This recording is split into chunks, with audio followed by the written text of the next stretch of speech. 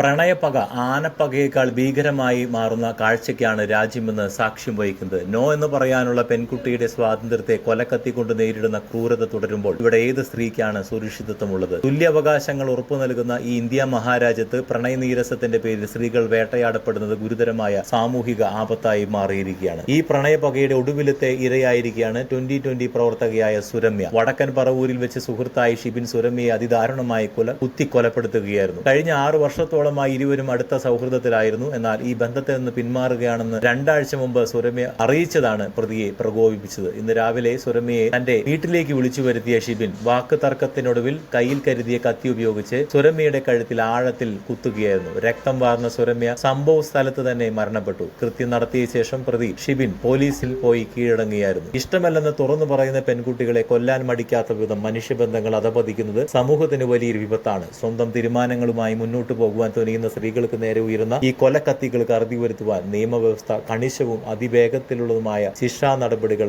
ഉറപ്പാക്കേണ്ടിയിരിക്കുന്നു.